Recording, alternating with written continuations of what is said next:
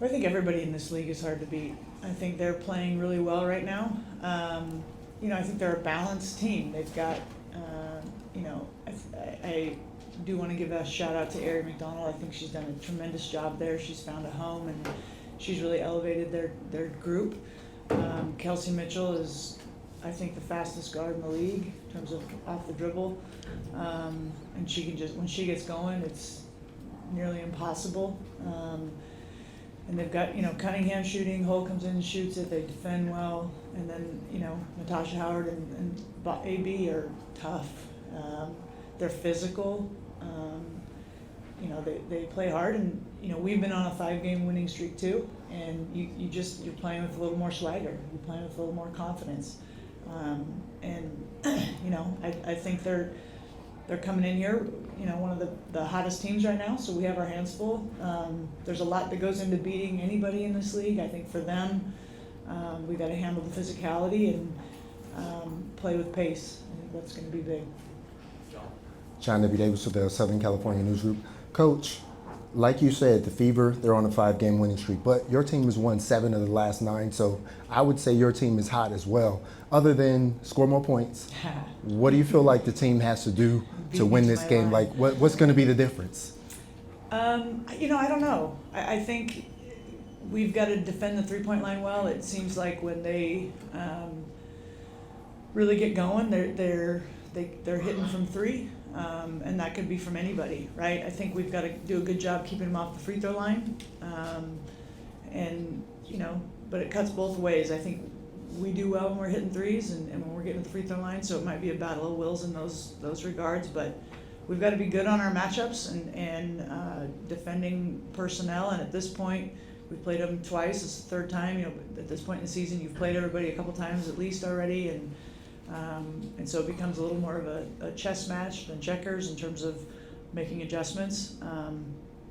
But yeah, I think both Indiana and us are confident right now, but man, nothing's easy.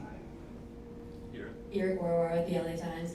Coach, you alluded to this a little bit. Obviously, the Fever without Caitlin Clark, but in her place, a number of players have stepped up, as you mentioned, Leah Boston, Kelsey Mitchell, Sophie Cunningham, as you mentioned, a number of them. But how do you kind of approach that scout when there's weapons really all over the floor?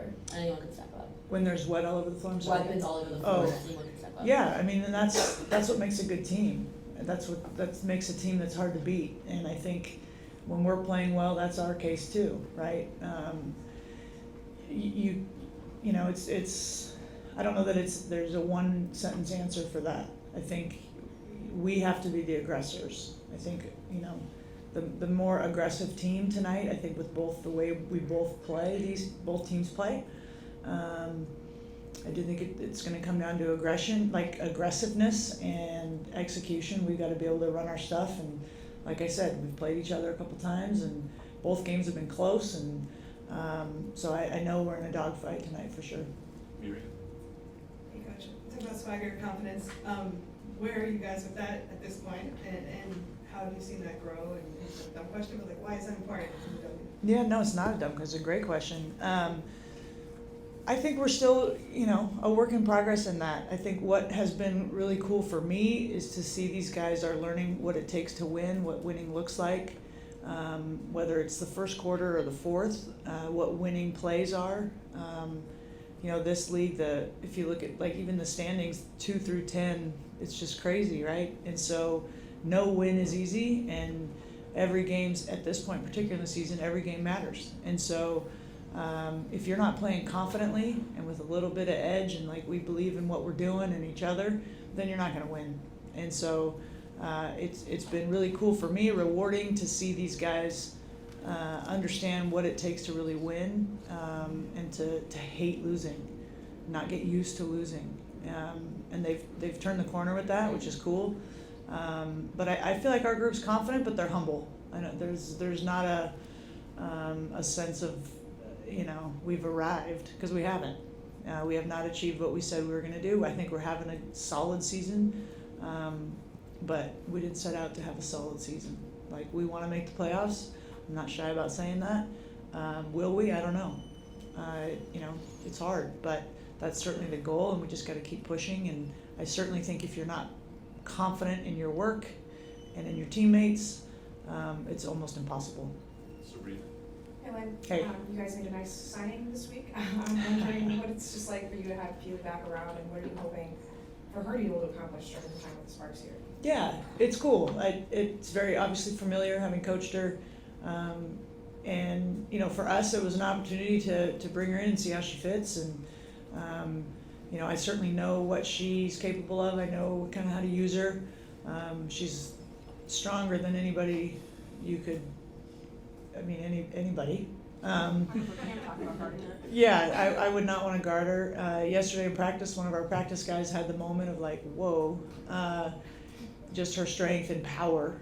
So, you know, she's had one practice under her belt. She arrived late Sunday, I believe. So, you know, we got to work her in a little bit, get her comfortable, but, you know, I'm excited to have her, and she's just a great human being and a great fit for our locker room too. Justin. First. Hey, Coach. Hi. The trade deadline is around the corner. There is a human element to this where, you know, players can be traded. Mm-hmm. It's also your first trade deadline in the WNBA. How are you kind of managing it? How do you keep players, for lack of a better word, focused on the task at hand rather than worrying about what could be? Yeah, you know, that's not my job.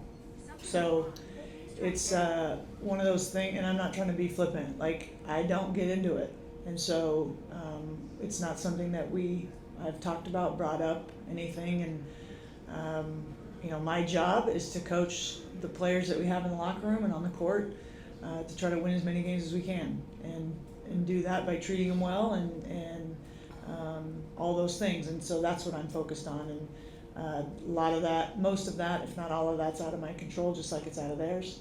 And I kind of like it that way. Cameron. Hi, Coach. Hi. I know Sinai Fagan had a few big games for you guys on the road and was a really important aspect there. With Cam coming back, can you talk a little bit about what her role looks like, what it's like to have her in practice and in the locker room? Yeah. How old is your baby? She's 4 months. Oh my gosh. I mean, basketball is cool, but that's way cooler. Sorry. No, don't be sorry. That's awesome. She's cute.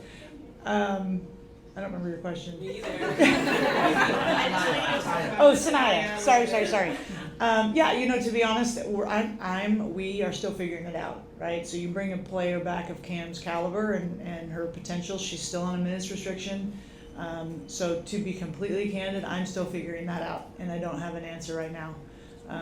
But you know, to have depth is a blessing, and you know, as I've said all season long, Sanaya will be a WNBA player, and she's done a good job staying engaged. And it's hard as a player. You play, then you don't, and you know. But she can just control what she can control, and with her work ethic and her attitude and all the things, and she's done just a tremendous job with that. I certainly know her potential and what she can bring, and it's going to just be down the stretch here, figuring out how to utilize everybody the best way for our team. Yeah. We'll go to Infinity TV on Zoom. Hey, what's up, Coach? What's up? Michael Matthew here, LA Live. So, the last game you guys played against the Seattle Storm, you threw out that small ball lineup with Rakia at the 4 and Cam at the 5. How important was it for you to kind of give that look for Rakia so that she can be able to have the space to go downhill? And what did it kind of do to unlock Cameron Brink there in that fourth quarter? Yeah, great question. I think, you know, Seattle's probably the biggest team, longest team in the league, with Malunga out there and Nneka and Ezzy. You know, they're big, and so I was kind of matching up with them with our length, and we just couldn't get clicking. And so it was like, well, screw it. We're just gonna go small and make them guard us. I always say that the knife cuts both ways. We have to guard them, but they got to guard us. And I think it opened things up for us. We started playing with a little more pace and all those things. And I told Cam after the game and the team, like, I think Cam kind of single-handedly turned around the momentum of the game. She hit a couple shots and got some blocks. She got some fouls. Let's not be shy about that. But it did affect Seattle. It did. There was one possession I remember, you know, Nneka was attacking, saw Cam and kicked it out. And she may not even have noticed that, but I was like, okay, like that's affecting the other team's offense. And so Cam's presence is big. We got to keep her out of foul trouble. But I thought she single-handedly did that. And then Rakia was just huge all night. She had a couple just huge offensive rebounds. The one on the free throw there over Ezzy to tie it. I think that was in double overtime. I don't know. That all runs together. But you know, Rakia was great for 50 minutes or 47. I think she played. But you know, putting her, you know, she's also fearless. So it was like, okay, you're guarding Malanga, who's 6'7", and she just kind of said, all right, cool. So I like that fearlessness from her. She's shown a lot of confidence and grit down the stretch here. Hey, Coach DJ from Infinity TV. Final question from us over here. Last time we spoke to KP, she talked about protecting home court. Is there any philosophy that you've expounded on with the team that you can talk about and the importance of protecting home court tonight? Yeah, I mean, a couple things. One, I'm not going to buy into the narrative, and I'm not going to let them buy into the narrative that we're not good at home. Like, just quit it. Quit thinking about it. Change it, right? Like, don't give yourself a hook to hang an excuse on. I think, secondly, you know, we've talked about what things can we control, and there's a lot of distractions, and LA is LA, and we love it, but there's a lot of things, and so trying to minimize distractions, and you know, we're better. We've have a better record on the road. I think it's because they're just a little more locked in, and there's no distractions, and so what can we do to kind of control that and help them be their best version of themselves at home? But I'm not gonna let anybody use an excuse. We've got to be better at home, and hopefully that starts tonight.